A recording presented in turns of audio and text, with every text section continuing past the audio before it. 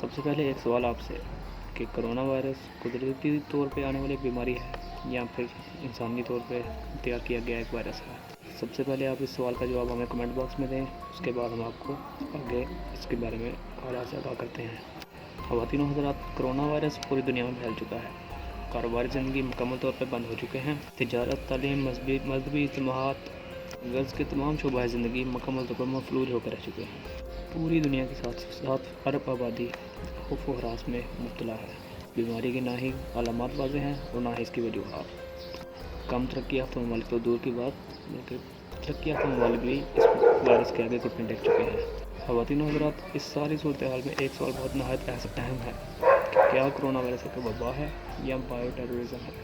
یہ طاعون جیسی بیماری قدرتی طور پہ پیدا ہوئی ہے یا پھر بائیو وار کا نتیجہ ہے؟ یہ ایک سانحہ ہے یا پھر ایک پلانٹ سازش؟ خواتین و حضرات، آج کی اس ویڈیو میں ہم کچھ ایسی حقائق پر روشنی ڈالنے والے ہیں۔ ہو سکتا ہے آپ میری رائے سے اتفاق نہ کریں، لیکن اگر آپ دور کی سوچ رکھتے ہیں تو آپ کو یہ ویڈیو پوری دیکھنا چاہیے۔ خواتین و حضرات، ہمارے خیال کے مطابق کرونا وائرس ایک مکمل پلان کے تحت پوری دنیا میں پھیلایا گیا ہے، جس کے پیچھے عالمی خفیہ شیطانی تنظیم الومناتی کا ہاتھ ہے۔ آپ کو مختصر یہ بتاتا چلوں کہ یہ ایک عالمی خفیہ شیطانی تنظیم ہے جس کو چند خاندان پس پردہ رہ کر چلا رہے ہیں۔ یہ لوگ کسی مذہب کے پیروکار نہیں، بلکہ براہ راست شیطان کے پجاری ہیں اور اسی کی ہدایت پر چلتے ہیں۔ کچھ لوگ بظاہر یہودی ہیں اور کچھ لوگ عیسائی۔ اس تنظیم کا بنیادی مقصد یہودیوں کی اور یہودیوں بظاہر باقی مذاہب کی مدد سے دجال کی آمد کا راستہ ہموار کرنا ہے۔ اس مقصد کو حاصل کرنے کے لیے انہوں نے نیو ورلڈ آرڈر کے نام سے ایک منصوبہ بنایا ہے۔ یہ ایک نہایت شاطرانہ شیطانی منصوبہ ہے جس کے بہت سے حصے اور بہت سٹیپس ہیں، اور یہ ایک ملٹی ڈائمینشنل منصوبہ ہے۔ اس پورے منصوبے کا بیسک مقصد یہ ہے: پوری دنیا میں ایک گورنمنٹ کا قیام، دنیا میں ایک مذہب کا قیام، اور اس کے ساتھ پوری دنیا میں ایک ہی کرنسی کا نفاذ، اور پوری دنیا کا ون ورلڈ لیڈر، یعنی پوری دنیا کے لیے ایک ہی سربراہ، ایک ہی لیڈر بنانے کا منصوبہ۔ اور وہ لیڈر کون ہو سکتا ہے سوائے دجال کے؟ خواتین و حضرات، ان مقاصد کو حاصل کرنے کے لیے پلان کو مزید چھوٹے پلانز میں تقسیم کیا گیا ہے، جس کا ایک اہم حصہ دنیا کی 7 ارب آبادی کو کم کر کے 1 ارب یا پھر 50 کروڑ تک لانا ہے۔ اور یہی وہ منصوبہ ہے کہ جس کا براہ راست تعلق کرونا وائرس نامی وبا سے ہے۔ اب سوال یہ پیدا ہوتا ہے کہ دنیا کی آبادی کم کرنے کا مقصد کیا ہے؟ تو اس کا جواب میں آپ کو دے دیتا ہوں۔ دنیا کی آبادی کو کم کرنے کا ان شیطانی منصوبہ سازوں کے نزدیک بہت سے مفائد ہیں۔ نمبر 1 یہ کہ کم آبادی کو کنٹرول کرنا نسبتاً آسان ہوتا ہے۔ بعد ازاں چپس انسٹال کر کے کم آبادی کے بیہیویئر کو آبزرو کرنا نسبتاً زیادہ آبادی کے آسان ہوتا ہے۔ دوسرا یہ کہ زیادہ آبادی کو نفسیاتی طور پر مذہب سے دور کرنا نسبتاً مشکل ہے بنسبت کے کم آبادی کے۔ نیز کم آبادی پر اپنا کلچر امپوز کرنا بھی زیادہ آبادی کی نسبت آسان ہے۔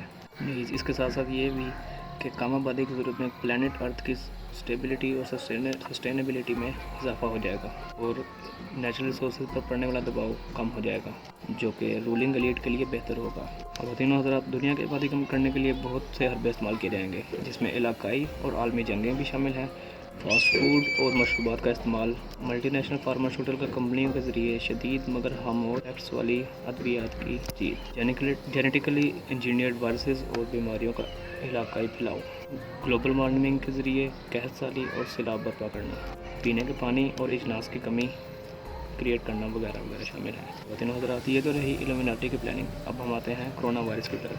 خواتین و حضرات، اگر دیکھا جائے تو اس بیماری کے پھیلاؤ کی بیسک وجہ جو بتائی جا رہی ہے وہ یہ ہے کہ چائنا میں لوگوں کا مردہ جانوروں کا گوشت استعمال کرنا پایا جا رہا ہے۔ لیکن اگر ہم تاریخ میں دیکھیں تو چینی لوگ کافی عرصے سے، مطلب کہا جائے تو صدیوں سے ایسے جانوروں کا استعمال کرتے آ رہے ہیں۔ ایسی بیماری اب سے پہلے اس طرح سے نہ سنی گئی اور نہ ہی اس کے بارے میں ہم نے کوئی ذکر سنا۔ تو کیسے ہو سکتا ہے کہ ایک دم سے ایک بیماری اٹھے اور پوری دنیا کو اپنے لپیٹ میں لے لے؟ یہ مکمل طور پہ پری پلان سازش کے بعد مطابق کیا گیا ہے، اور نہ ہی اس کی کوئی ویکسین یا پھر اس کی کوئی دوائی پوری دنیا میں موجود ہے۔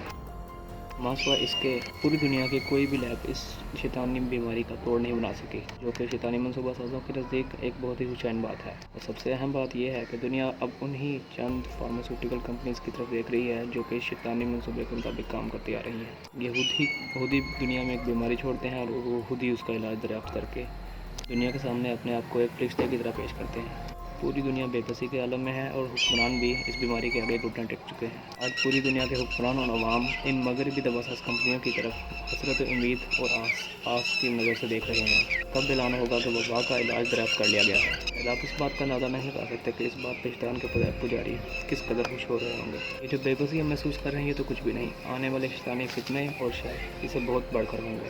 خود ہی اندازہ لگا لیجیے کہ دجال کے شر کیسے ہوں گے۔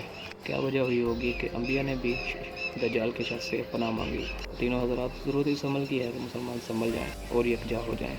فی الحال الومناتی اور اس کے پیروکاروں کو ویل ڈن بولنا ہی پڑے گا، کیونکہ وہ اب تک اپنے اس منصوبے میں کامیاب رہا۔ مگر یاد رکھنا کہ ایک منصوبہ وہ ہے کہ جو تم بناتے ہو، اور ایک منصوبہ وہ ہے جو اللہ تعالیٰ کی ذات بناتی ہے، اور بے شک اللہ تعالیٰ کی ذات بہترین منصوبہ ساز ہے۔ آج کی ویڈیو میں صرف اتنا ہی۔ ویڈیو پسند آنے کی صورت میں فیس بک اور واٹس ایپ پر ضرور شیئر کیجیے گا، اور اس کے ساتھ ساتھ میرے چینل کو بھی ضرور سبسکرائب کر لیجیے گا۔ بہت شکریہ۔